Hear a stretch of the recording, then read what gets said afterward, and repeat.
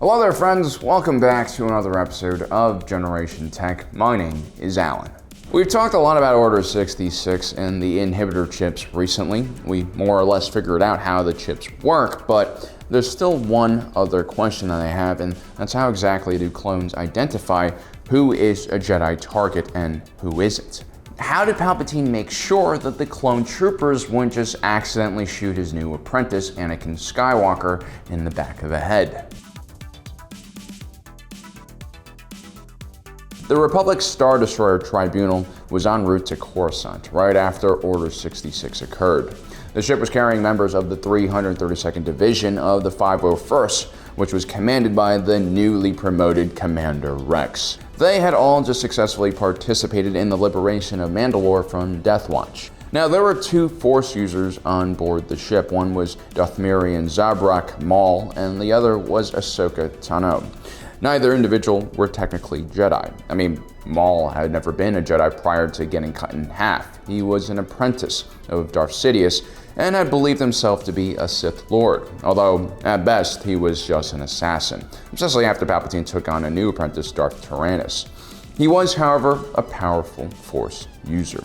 Ashoka Tano, on the other hand, had fought alongside the 332nd Division as a Jedi just months prior to the siege of Mandalore.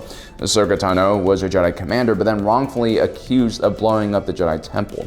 She was kicked out by the Jedi High Council so that a military investigation could be carried out on her participation in the terror attack. Apparently, active members of the Jedi Council cannot be investigated by the military or the Republic government, so the Jedi High Council officially kicked her out. I mean, they even cut her Padawan braid, so she's no longer a Jedi. And Ahsoka never officially returned to the Jedi either and remained outside of the organization. Yet when Order 66 was carried out, both of these individuals were still targeted. You had Maul, who now was captured and restrained and clearly not a threat to anyone, yet Commander Rex orders two clone shock troopers to execute him in his mobile prison. If it weren't for Ahsoka Tano saving his life at the last minute, he definitely would have died. At the same time, Ahsoka Tano is nearly murdered by members of the 332nd Division, who had all painted their helmets to mimic her own face markings and assigned the deepest respect for her. It's kind of a really messed up situation. And leading the charge against her life was her own close friend and ally, Commander Rex. So based on the actions of the clones in this scene, when Palpatine orders Order 66, two things could be happening. Either the clones are attacking anyone who is Force sensitive or using a lightsaber, like in the case of Maul, or they're attacking those who they have prior knowledge of being a Jedi, like Ahsoka Tano. After Captain Rex gets his inhibitor chip removed and joins Ahsoka Tano, he even tries to reason with his fellow brothers. The order was to execute the Jedi for treason against the Republic. The problem is, Ahsoka Tano is no longer a Jedi. But this doesn't really convince anyone. As a matter of fact, Jesse immediately accuses Captain Rex, or Commander Rex, of treason. When Rex tries to pull this logic on the clone ARC trooper, Jesse responds by mentioning Darth Sidious by name as the one giving the order, instead of calling him Supreme Chancellor Palpatine. Sir, you said yourself we're under special order from Darth Sidious to eliminate Ahsoka Tano. There's no reason why a clone like Jesse should know that Palpatine is a Sith Lord or know what his actual name is. This tells me that this is somehow included in the clone's programming. The contingency orders of the Republic were 150 different orders that were supposedly memorized by the clones, and these orders all had very specific chain of commands installed into them that had high-ranking elected or appointed officials specifically mentioned in the text. For instance, Order 66 says the following. In the event of Jedi officers acting against the interests of the Republic, and after receiving specific orders verified as coming directly from the Supreme Commander, JAR commanders will remove those officers by lethal force, and command of the JAR will revert to the Supreme Commander until a new command structure is established. In no place in the 150 contingency orders is there any mentioning of Sith Lords. As a matter of fact, the only things we do see mentioned are official government positions. This leads me to believe that the contingency orders were just a way to throw off inquisitive individuals who happened to stumble upon these orders. It's my belief only Order 66 was actually conditioned into the clones' brains, and there were very specific instructions attached to that conditioning. And it wasn't just the Chancellor of the Republic or Supreme Chancellor who could execute Order 66. The reality was only Darth Sidious, the Sith Lord, had access to Order 66. Otherwise, why would the clones mysteriously know his name and identity, one of the most closely guarded secrets in the entire galaxy?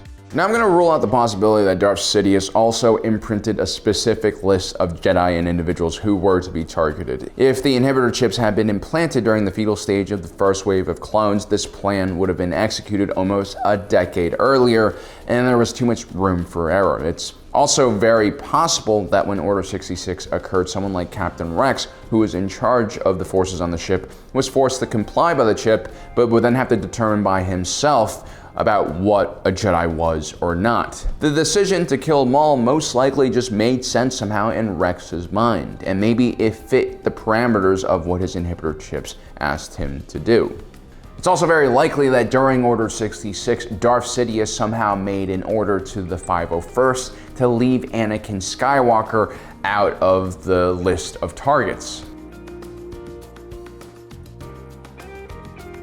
But then again, Anakin Skywalker seems to have never been targeted by Order 66 from the very beginning. During the Battle of Ringo Vinda, clone trooper Tup had a meltdown in which his brain's inhibitor chip prematurely activated. He ends up shooting a Jedi General Tiplar in the back of the head during a military operation. Clone trooper Tup was immediately restrained and then went into a trance-like state. He would start mumbling, "Good clones follow orders," which was of course something that clones often said when they were under the direct influence of their inhibitor chip. It was during these moments that Tup would show increasingly violent tendencies towards the Jedi. But for some reason, Tup wouldn't attack Anakin Skywalker, who's literally standing right next to him. But when Jedi General Tiplar's twin sister, Tip Lee, approaches Tup, he lunges at her like a wild animal and leaves Anakin Skywalker completely alone. I mean, maybe Tip Lee's similarity to Tiplar is what triggers Tup's attack, but then again, it's possible that Anakin Skywalker was always meant to be protected from Order 66. Is it possible that when Darth Sidious made these inhibitor chips and had them implanted into the clones, he made one exception, and that exception was the chosen one, Anakin Skywalker? I mean, Palpatine had met Anakin shortly after the blockade over Naboo, and he was interested in the child. And there were even rumors that Palpatine was somehow involved in Anakin's miraculous fatherless birth. The Kamino and cloning program actually begins after Anakin Skywalker is born, and it starts the same year that Palpatine first meets Anakin in person. So at least the timing matches up here for Palpatine to exclude Anakin from the inhibitor chip's orders. It's possible that Anakin was always someone that Palpatine had his eyes on. After all, we don't hear Palpatine mention to any of the clones during Order 66 to spare Anakin. And let's say Palpatine does somehow stop the 501st from shooting Anakin during Operation Nightfall, he would still have to tell the rest of the GAR to not shoot Anakin Skywalker. It would have probably had to been mentioned somewhere. Otherwise, when Anakin Skywalker returns back to base, some clone could just randomly shoot him in the back of the head. That wasn't in the 501st. It is also possible that Palpatine also sent out some kind of list during Order 66 to all of the clone commanders, so they knew exactly who to kill and who to avoid. So I gotta admit, what we have here is far from conclusive. We don't really know exactly what the reason is and what makes the clones identify someone as a Jedi that is ripe for execution. But let me know in the comment section below if you guys have any ideas or theories, and especially on why Anakin Skywalker was left out of Order 66. Anyway guys, don't forget to subscribe and hit that notification button down below so you don't miss out on the rest of our awesome content. As usual, thanks for joining us today. If you were watching this, you are Generation Tech.